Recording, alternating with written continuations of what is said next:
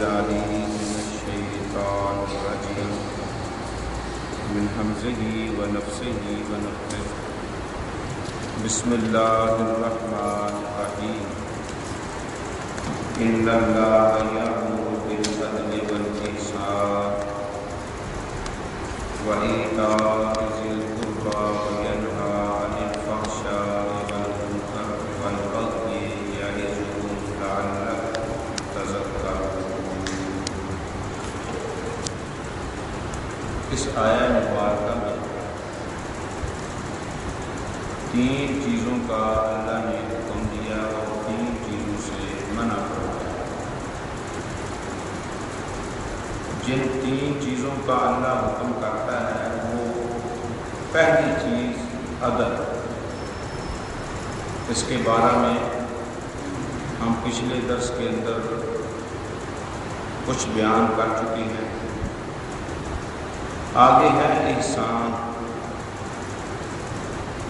احسان کا لغوی معنی ہے نیکی کرنا،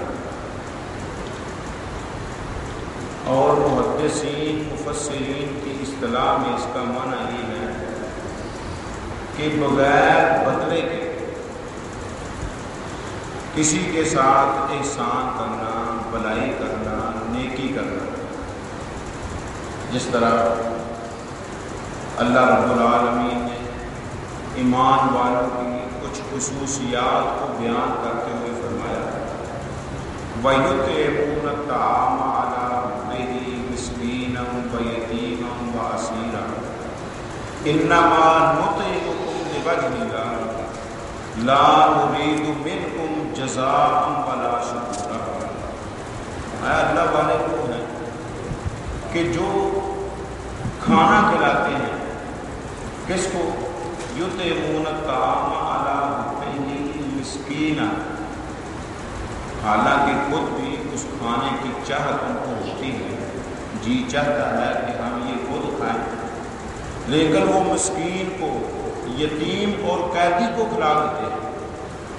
کھلانے کے بعد وہ یہ نہیں چاہتے کہ یہ ہمیں کھلائیں یا ہمارا شکریہ ادا کریں، بلکہ وہ اپنی زبانوں سے یہ الفاظ کہتے ہیں کہ انما نطعمکم لوجہ اللہ، ہم نے تمہیں کھلایا ہے اللہ کی رضا کے لیے، لا نرید منکم جزاء ولا شکورا، ہم تم سے نہ بدلے کا مطالبہ کرتے ہیں نہ تم سے یہ مطالبہ کرتے ہیں کہ ہمارا شکریہ ادا کرو۔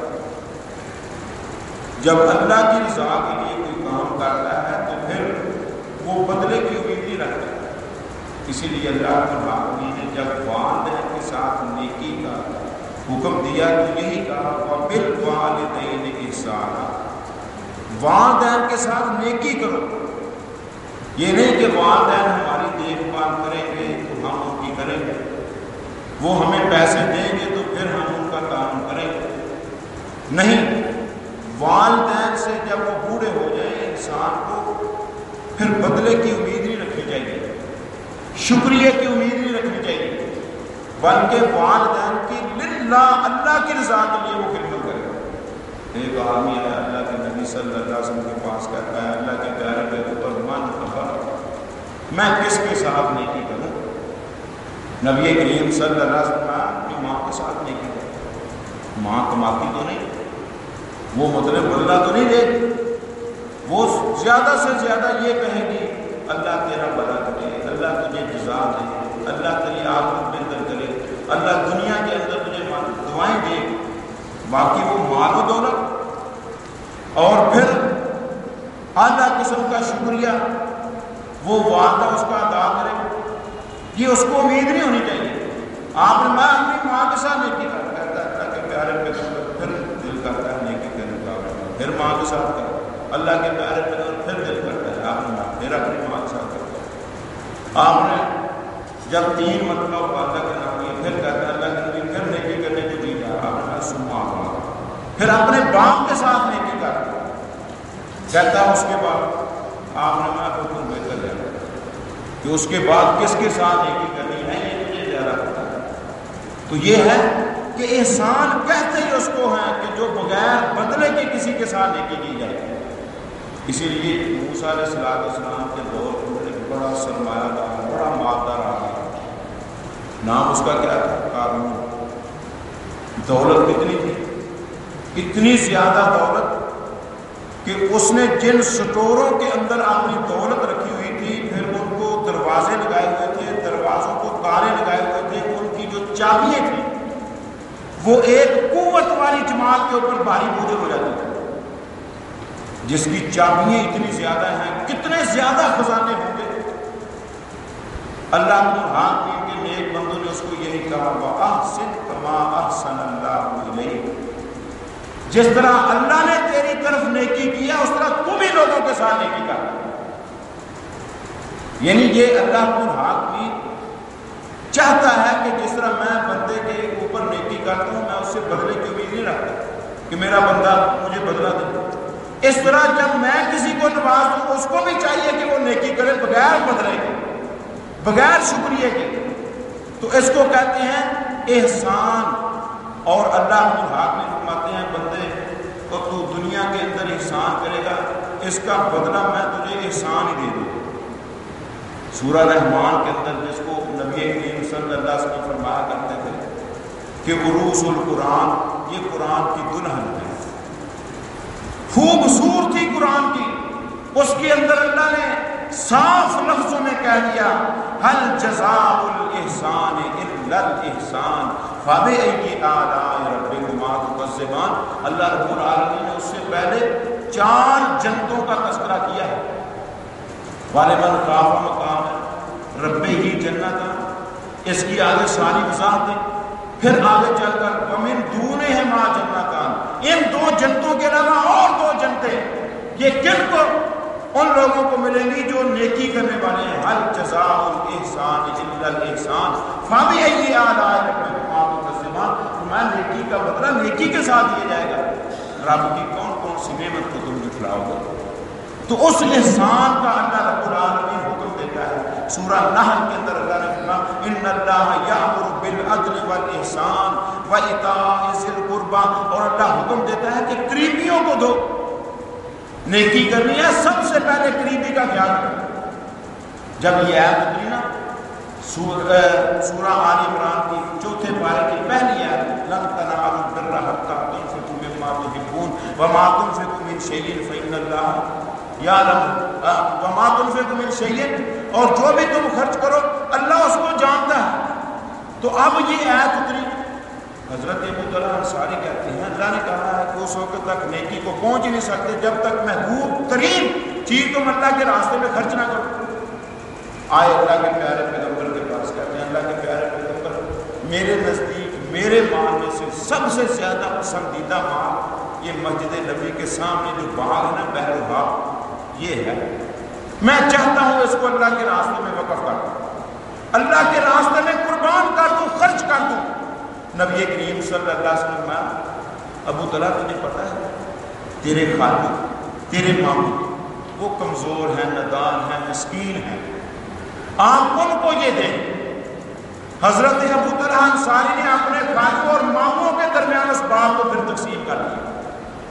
یہ ہے کہ انسان نیکی کرتے وقت سب سے پہلے قریبیوں کو دیکھے. میرا قریبی رشتہ دار تو کوئی ماڑا نہیں، غریب تو نہیں، وہ تو مستحق نہیں، اس کو میرے مال کی ضرورت نہیں، پہلے اس کے اوپر خرچ کرے، بعد میں پھر دوسرے غریبوں کو دیکھے. اس طریقے سے جب جذبات انسانوں کے اندر پیدا ہوں گے، خاندان کے اندر کوئی نہ کوئی عامی تو امیر ہوگا. تو جب وہ قریبی رشتہ داروں کا خیال رکھے گا، اب اس کے خیال کے اندر وہ کیا آئیں گے؟ قریبی رشتہ دار آئیں گے. محلے کے اندر جتنے بھی اس کے قریبی رشتہ دار ہوں گے ان کے اوپر وہ خرچ کرے گا، ان کی حالت سدھر جائے گا. پھر دوسرا اٹھے گا، پھر تیسرا اٹھے گا. یہ معاشرے کی تشکیل ہے جو اللہ کے الحاکمین بیان کر رہے ہیں، اور محمد الرسول اللہ صلی اللہ علیہ وسلم اس کی وضاحتیں کر کر کے اپنے صحابہ سے اس طریقے سے نیکی کروا رہے ہیں. امام کائنات جناب محمد الرسول اللہ صلی اللہ علیہ وسلم کی عادت، سب سے پہلے جو سب سے زیادہ مال امام کائنات جناب محمد الرسول اللہ صلی اللہ علیہ وسلم کے پاس ہے وہ بحرین کے علاقے سے آیا ہے. سونا، چاندی، ہیرے، جواہرات، دیگر ساز و سامان امام کائنات کے پاس آیا. اطلاع ملی، آپ نے انصروہ فی المسجد، اس کو مسجد کے اندر بکھیر دو، غریبوں کو پتہ چلے، یتیموں کو پتہ چلے اور مسکینوں کو پتہ چلے کہ محمد الرسول وسلم کے پاس آیا ہے، مال وہ مسجد کے اندر پڑا ہوا ہے۔ نبی کریم صلی اللہ علیہ وسلم نماز پڑھانے کے لیے آپ نے مال کی طرف دیکھا تک نہیں، سیدھے مصلی پر نماز پڑھائی نبی کریم صلی اللہ علیہ وسلم نے۔ نماز پڑھانے کے بعد امام کائنات جناب محمد الرسول صلی اللہ علیہ وسلم مال کے اوپر بیٹھ گئے، جس کو بھی دیکھتے یہ مال نہیں لے، اللہ کے نبی مجھے سنو، میں لے جاؤ، اللہ کے نبی صلی اللہ علیہ وسلم۔ اسی لیے تو اللہ فرماتے ہیں النبی اولیٰ بالمؤمنین من انفسہم، نبی مومنوں کی جانوں سے بھی زیادہ ان کو عزیز ہے۔ کیوں؟ نبی سے زیادہ ہمدرد مومنوں کا انسانیت کے اندر کوئی نہیں ہے، ہر ایک کو مال دے رہے ہیں، ہر ایک کو مال دے رہے ہیں۔ اتنی دیر میں آپ کا چچا عباس آ گیا رضی اللہ تعالیٰ، صحیح بخاری کے اندر آ گیا، کہتے ہیں اللہ کے نبی آپ کو پتہ ہے فادیت نفسی و عقیلا، میں نے اپنا بھی فدیہ دیا ہے، عقیل کا بھی فدیہ دیا ہے، ہم دونوں باپ بیٹا قیدی ہو کر بدر کے قیدیوں میں سے آپ کے صحابہ نے ہمیں قید کر لیا، گرفتار کر لیا، بیڑیاں ڈال دی ہماری ٹانگوں کے اندر، ہم فدیہ دے کر چھوٹے ہیں، تو ہمیں بھی کچھ مال دے۔ نبی سے میں چاچا جی جتنا چاہیے لے لو۔ چاچے نے اتنا مال ڈالا، اتنا مال ڈالا، ذاہبہ جو کلو شروع ہوا کہ اس کو میں اٹھا لوں، اٹھایا نہ گیا۔ اللہ کے نبی کسی کو حکم دے دے میرے سر کے اوپر تو رکھ دیں، آپ نے کہا میں تو کسی کو حکم نہیں دوں گا۔ اچھا پھر کسی کو حکم نہیں دینا، آپ خود اٹھا کر میرے سر کے اوپر، آپ نے میں بھی نہیں رکھوں گا۔ اس نے تھوڑا سا مال نکالا، پھر اٹھانے کی کوشش کی، پھر نہ اٹھایا گیا۔ نبی کریم صلی اللہ علیہ وسلم کو کہنے لگے کسی کو کہہ دو میرے سر کے اوپر رکھ دے، آپ نے کہا میں نہیں کہوں گا، آپ ہی رکھ دیں، آپ نے کہا میں بھی نہیں رکھوں گا۔ پھر شروع ہوئے اٹھانے لگے، نہ اٹھایا گیا، دوسری مرتبہ پھر مال نکالا، تھوڑا سا مال نکالا، پھر اس کی گٹھڑی باندھی، تیسری مرتبہ پھر اٹھانے لگے، اٹھایا نہیں جا رہا۔ کہتے ہیں اللہ کے نبی کچھ کہہ دو کسی کو، اٹھا کر میرے سر کے اوپر تو رکھ دیں، آپ نے کہا نہیں، آپ ہی رکھ دیں، میں نہیں۔ پھر اتنے زور سے مال اٹھایا سر تک نہ لے جا سکے، کندھے کے اوپر پھینک کر چلے گئے۔ نبی صلی اللہ علیہ وسلم اس کے پیچھے نگاہ اٹھا کر دیکھتے جا رہے ہیں۔ اس وقت تک اللہ کے نبی صلی اللہ علیہ وسلم اس کی طرف دیکھتے رہے جب تک وہ چھپ نہیں گیا۔ کیوں؟ کہ انسان جو ہے وہ لالچ کرتا ہے، فولے کل انسان جو ہے وہ پیدا کیا گیا ہے ہلوا، اس کو ہلوا پیدا کیا گیا ہے، وہ چاہتا ہے کہ ادھر سے بھی میں مال اکٹھا کر لوں، ادھر سے بھی مال اکٹھا کر لوں، ادھر سے بھی مال اکٹھا کر لوں۔ دیکھیں امام کائنات جناب محمد الرسول چچا جان کو بھی مال دے رہے ہیں، تو اس نیت سے نہیں دے رہے کہ کل کو بدلہ میرا چچا دے، نہیں، للہ احسان کر رہے ہیں۔ کیوں؟ امام کائنات جناب محمد الرسول سمجھتے تھے یہ میرا قریبی ہے، اس نے مال کا مطالبہ کیا ہے، اللہ نے مجھے دیا ہے، میں اس کے اوپر خرچ کروں۔ اس کو کیا کہتے ہیں؟ وَإِيتَاءِ ذِي الْقُرْبَىٰ، قریبی رشتہ داروں کو دیں، اس کے بعد دوسروں کو دیں۔ نبی کریم صلی اللہ علیہ وسلم کی عادت تھی، آپ کسی کو بھی رد نہیں کرتے تھے، ایک ہی لفظ تھا جو تیرے لب میں نہیں، وہ لفظ ہے نہیں۔ امام کائنات کی زبان کے اوپر کبھی نہیں آیا ہی نہیں، جب کوئی آتا سا سائل امام کائنات کہتے تھے اشفا، میرے سے آپ سفارش کرو، جب تم سفارش کرو گے اللہ کے نبی اس کو دے، تو میں نے تو دینا ہی دینا ہے، اللہ نے اپنے نبی سے کام کروانا ہی کروانا ہے نیکی کا، تمہیں سفارش کا اجر مل جائے گا۔ نبی کریم کے پاس ایک عورت آئی، خاتون بوڑھی ضعیف، کہتی ہے اللہ کے نبی ندان، مال میرے پاس نہیں، غریب مسکین ہوں، مجھے کچھ دو۔ امام کائنات نے فرمایا میرے پاس ابھی کچھ نہیں، کچھ عرصے کے بعد آ جائے۔ کہتی ہے اگر میں آپ کے پاس آؤں ولم اجد کا، آپ کو نہ پاؤں تو پھر؟ آپ نے فرمایا بی بی اگر مجھے نہ پائے فاتی ابا بکر، پھر ابو بکر صدیق کے پاس آ جائے، وہ بھی وہی مال تجھے دے گا جو میں محمد نے دینا ہے صلی اللہ علیہ وسلم۔ نبی وعدے کر کے دنیا سے چلے گئے۔ ابو بکر صدیق نے کہا جس کے پاس نبی کی طرف سے کوئی وعدہ ہے وہ آئے میرے پاس، میں اس کو مال دیتا ہوں۔ حضرت جعفر آئے، کہتے ہیں مجھے دینے کا اللہ کے نبی نے وعدہ کیا تھا۔ فرمایا کیا وعدہ کیا تھا؟ کہتے ہیں جب میرے پاس مال آئے گا جعفر میں تجھے دوں گا۔ کس طرح دوں گا؟ ہاں قضا، ہاں قضا، ہاں قضا، یعنی 3 چلو بھر کر تمہیں دوں گا۔ آپ نے کہا جعفر چلو بھر، جعفر نے اس طرح چلو بھرا، فرمایا ان کو شمار کر، شمار کیا 500 درہم ہوا، کہتے ہیں 1000 اور دے۔ یہ ہے وَإِيتَاءِ ذِي الْقُرْبَىٰ وَيَنْهَىٰ عَنِ الْفَحْشَاءِ وَالْمُنکَرِ، اللہ بری باتوں سے بھی منع کرتا ہے۔ اسی لیے اللہ الحاکم نے قرآن کے اندر یہ اعلان کیا، حکم دیا وَلَا تَقْرَبُوا الزِّنَا، اللہ نے یہ نہیں کہا وَلَا تَزْنُوا، زنا نہ کرو، اللہ نے فرمایا زنا کے قریب بھی نہ جاؤ، تمہارے اندر وہ باتیں بھی نہیں آنی چاہیے جو زنا کی طرف دعوت دینے والی ہے۔ پہلے انسان کی زبان چلتی ہے، آنکھ چلتی ہے، ہاتھ چلتا ہے، اور پھر ان ساری چیزوں کی تصدیق اس کی شرکت کرتی ہے، یہ سب چیزوں کی تکذیب کر دیتی ہے۔ اسی لیے اللہ الحاکم کہتے ہیں کہ لوگوں میں تمہیں منع کرتا ہوں فحشاء سے، تمہارے اندر بے حیائی کی باتیں بھی نہیں ہونی چاہیے۔ فحش کہتے ہیں بے حیائی والی بات کو، سختی بات کو، وہ بھی تمہارے اندر نہ ہو۔ کیوں؟ اس طریقے سے پھر انسان بڑھتا جاتا ہے، بڑھتا جاتا ہے، حتیٰ کہ آخر اس کے زنا کی حد جو ہے پار کر جاتا ہے۔ یہ ہے اللہ کا حاکم، معاشرے کو صاف اور اس کو ستھرا بنا رہا ہے۔ اللہ کا حاکم ینہیٰ عن الفحشاء والمنکر۔ ایک آدمی آیا اللہ کے پیارے پیغمبر جناب محمد الرسول اللہ صلی اللہ علیہ وسلم کے پاس آ کر کہتا ہے اللہ کے پیارے پیغمبر اس آدمی کے متعلق پائیں خبر دیں کہ جو اپنی بیوی کے ساتھ غیر مرد کو دیکھے کیا کرے۔ امام کائنات ابھی خاموش، سعد بن معاذ رضی اللہ تعالیٰ عنہ اٹھے، کہتے ہیں کیسا سوال کر رہا ہے، کیسا مسئلہ پوچھ رہا ہے، اس کو قتل کر دیں۔ امام کائنات نے فرمایا دیکھو سعد کی غیرت کی طرف کتنا غیور ہے سعد، اور سن لو میں محمد سعد سے بھی زیادہ غیرت مند، میرا اللہ مجھ سے بھی زیادہ غیرت والا، من اجل ذالک حرم الفواحش ما ظہر منہا وما بطن۔ یہی تو وجہ ہے کہ اللہ الحاکم نے ساری گناہوں کو بھی منع کر دیا، حرام کر دیا، اور جو چھپ کر گناہ کیے جاتے ہیں ان کو بھی حرام کر دیا۔ یہ ہے فحشات، تمہارے اندر فحشات بھی نہیں ہونے چاہیے، منکر ایسے کام بھی نہیں ہونے چاہیے جن کا شریعت انکار کرتے، اللہ انکار کرتے، رسول ان کا انکار کرے، ایک مسجد پسند آدمی ان کا انکار کرے، مومن متقی جن کا انکار کرے، وہ کام تمہارے اندر نہیں ہونے چاہیے۔ وہ کیا ہے؟ زنا کے کام۔ فرمایا یہ کام تمہارے اندر نہیں ہونے چاہیے، بلکہ امام کائنات جناب محمد الرسول اللہ صلی اللہ علیہ وسلم من رآ منکم منکرا فلیغیرہ بیدہ، جو تم میں سے برا کام دیکھے اس کو ہاتھ کے ساتھ تبدیل کرے۔ اگر وہ طاقت نہیں رکھتا اپنی زبان سے روکے، اگر زبان کے ساتھ بھی نہیں روک سکتا پھر دل کے ساتھ ہی برا جانے۔ وَذَالِكَ اضعف الایمان، یہ سب سے کمزور ایمان ہے کہ برائی کو دیکھ کر انسان دل سے ہی برا جانے۔ ہماری حالت کیا ہے؟ ہم تو دل سے بھی برا نہیں جانتے، حالانکہ نبی صلی اللہ علیہ وسلم یہ کمزور ایمان ہے، کمزور ایمان۔ دوسرے لفظوں میں ایسے سمجھے کہ ایسے آدمی کے ایمان کا فائدہ ہی نہیں کہ جو زبان سے بھی نہیں روک سکتا۔ زبان سے روکنا تو دور کی بات ہے، ہم دل سے بھی برا نہیں جانتے۔ منکر چیز کو نبی کی فرمایا جب تم نہیں روکو گے تمہاری حالت وہی ہو جائے گی جو بنو اسرائیل کی تھی۔ کیوں؟ وہ برائی کو دیکھ کر بھی برائی کو برائی نہیں سمجھتے تھے، اس سے روکتے نہیں تھے۔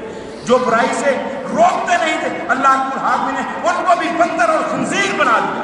اور امام کائنات نے مثال بیان کی، فرمایا جو برائی سے نہ روکنے والی قوم ہے ان کی مثال ایسے ہے صحیح بخاری کے اندر کہ ایک کشتی ہے، اس کی 2 منزلیں ہیں، کچھ اوپر لوگ چلے گئے، کچھ نیچے جو طے خانہ ہے اس کے اندر چلے گئے۔ اب نیچے والے اوپر پانی لینے کے لیے آتے ہیں، اوپر والے تکلیف محسوس کرتے ہیں کہ کیا تم نے گند ڈالا ہوا ہے، کبھی ادھر سے آ جاتے ہو، کبھی ادھر سے آ جاتے ہو، لہذا تم اوپر نہ ہو، ہمیں تنگ کرتے ہو۔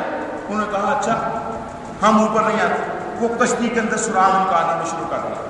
میں اگر اوپر والے سراغ نکالنے سے ان کو روکیں گے نہیں، کشتی کے اندر پانی بڑھ جائے گا، نہ نیچے والے بچیں گے نہ اوپر والے بچیں گے، دونوں ہی غرق ہو جائیں گے۔ اگر ان کے ہاتھوں کو پکڑ لیں گے تو رزلٹ نتیجہ کیا نکلے گا؟ وہ خود بھی نجات حاصل کر دیں گے، وہ انجو ان کو بھی نجات دلائیں گے۔ یہ ہے برائی سے انسان کو روکنا چاہیے اور خود بھی باز آنا چاہیے۔ منکر اس کو کہتے ہیں بغی، اور اللہ تعالیٰ نے ہر قسم کی بغاوت سے کیا کیا ہے؟ منع کیا ہے۔ بغاوت کیا ہوتی ہے؟ سرکشی، کبھی کتاب اللہ کی سرکشی، کبھی اللہ کے ساتھ سرکشی، کبھی رسول کے ساتھ سرکشی، اور کبھی آپس میں مسلمانوں کی سرکشی۔